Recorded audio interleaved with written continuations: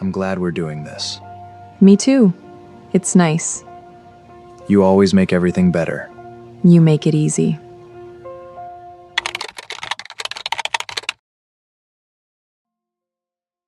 Is this seat taken? Vivian Hart looked up from her untouched tomato soup. Across from her stood a rain-soaked stranger with tired eyes, an old coat, and the kind of voice that sounded like it had apologized too many times. "It depends," she said. "Are you planning to talk? Only if the soup is worse than it looks." For the first time all night, Vivian almost smiled. Tomorrow morning surgeons would open her skull to remove a rare brain tumor. By noon she might wake up changed forever, or not wake up at all. Noah Reed didn't know any of that. He only knew she was a young woman eating grilled cheese and apple pie like she was trying to memorize the taste of being alive. Then the envelope slipped from her coat.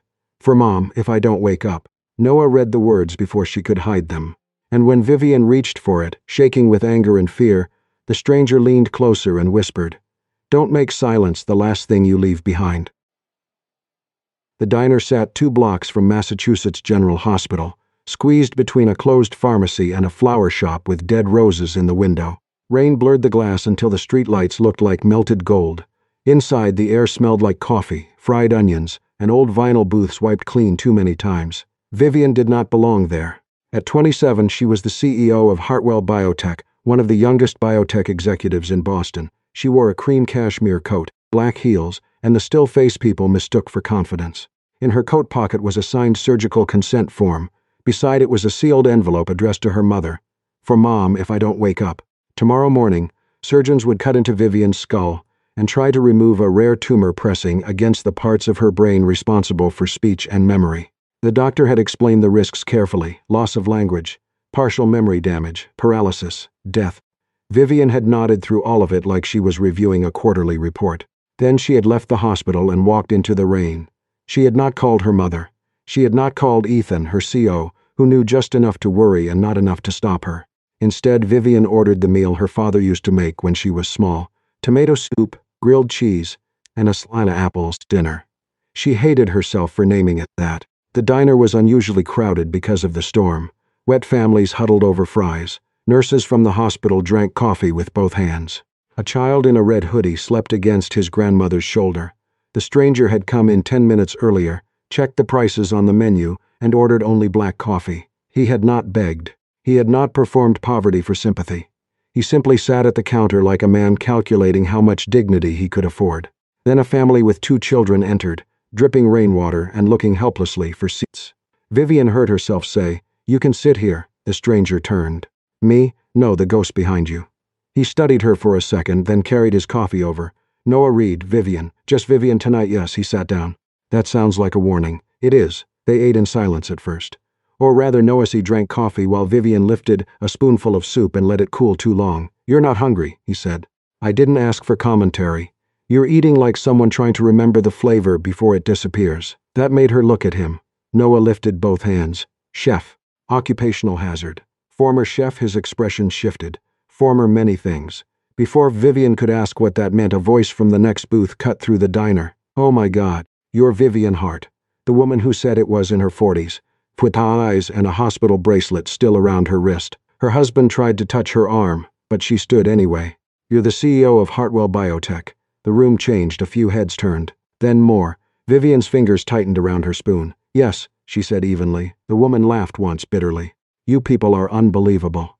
Sitting here with your warm dinner while patients like my sister have to choose between rent and cancer medication." The diner went quiet except for the rain. Vivian could have given the official answer: research costs, manufacturing challenges, patient assistance programs, regulatory delays. Words she had used in boardrooms till they became clean enough to hide behind. But the woman's face was not a boardroom. It was grief with wet hair and shaking hands. "My company develops treatment," Vivian said, but even to herself it sounded thin. "And prices hope like a luxury," the woman snapped. "Do you know what that does to families?" Vivian did know. That was the problem. Hartwell saved lives. Hartwell also made choices that left people begging foundations, selling cars, draining savings, rationing time. The guilt rose hot in her throat, mixing with the metallic fear she had carried all evening. Noah set his coffee down. "I don't know her," he said. The woman turned on him. "Then stay out of it." "I probably should."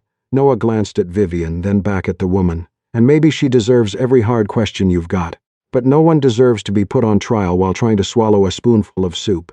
The woman's anger faltered, not gone, but interrupted. Noah's voice stayed calm. Ask her tomorrow.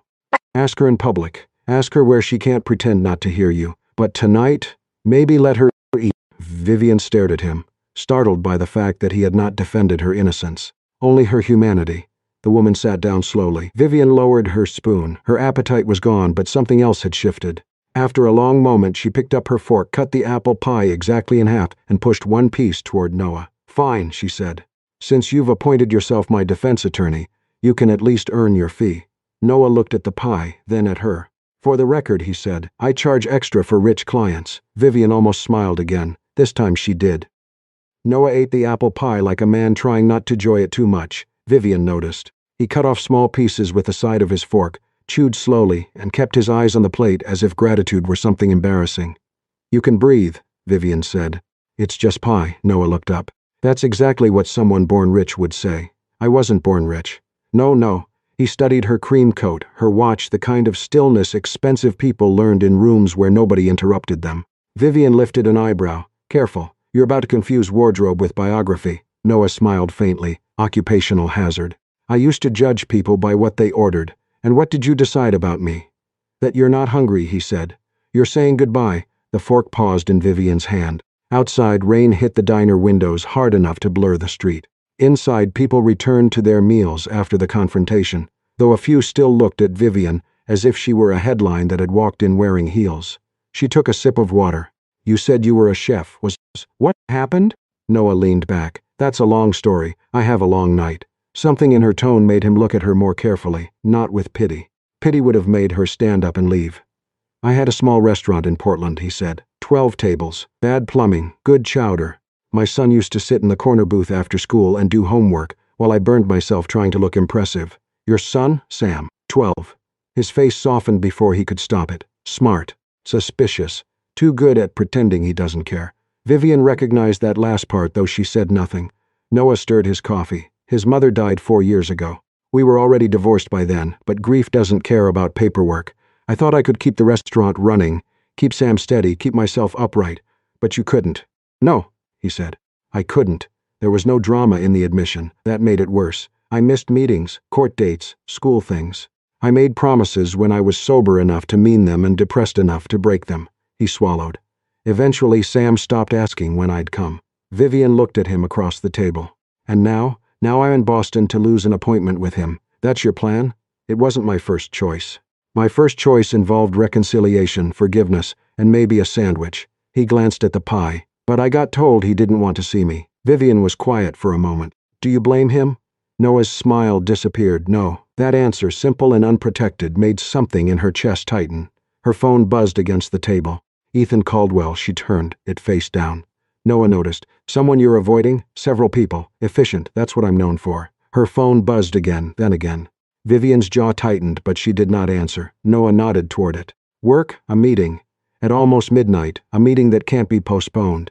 People say that when they're talking about hospitals, courtrooms, or boardrooms. Vivian looked at him sharply.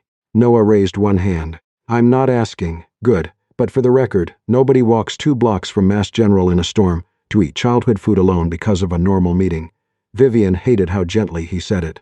She turned toward the window, where her reflection looked pale and unfamiliar. Second, she saw herself at 8 years old, sitting at a small kitchen table while her father placed grilled cheese triangles beside a bowl of tomato soup. Her father had fixed clocks for a living. He smelled like metals, soap, and cinnamon gum. He moved slowly, spoke softly, and believed every broken thing deserved patience. When he died, Lily Hart had cried at the kitchen sink with the water running. Vivian had stood in the hallway and made herself a promise no child should make. Mom will never have to be afraid again. That promise became scholarships, degrees, sleepless nights, a company, an empire. Somewhere along the way, Vivian had mistaken success for protection. She had built Hartwell Biotech high enough that grief could not reach the windows. Except grief had found an elevator. Her phone lit up again. Ethan, board is demanding emergency call. Pricing story is getting worse. Need you on video. A second message followed. Also, your mother called me. She knows something is wrong. Vivian closed her eyes. Then another name appeared. Mom. She let it ring. Noah saw the name before she turned the phone over. You should answer that one. You don't know anything about that one. No, he said. But I know the calls you don't answer are usually the ones that matter. Vivian's voice cooled. Is this where the former chef becomes a philosopher? No. This is where the former father recognizes cowardice. Her eyes flashed. Former father? The words hit their mark. Noah looked down. Vivian regretted it immediately, which irritated her more. I'm not weak because I don't want an audience, she said. I didn't say you were weak. People always say that right before they treat you like glass. Noah leaned forward slightly. You know, the world may not be kind to weak people. You're right about that. But it also has no idea what to do with people who refuse to let anyone love them. Vivian stared at him. The sentence came too close. A waitress passed with a tray of coffee mugs. Someone opened the diner door, letting in a gust of wet cold. Vivian reached for her coat, more to steady herself than to leave. That was when the envelope slipped from her pocket. It fell between their feet, white against the black and white tile. Noah saw the handwriting before she did.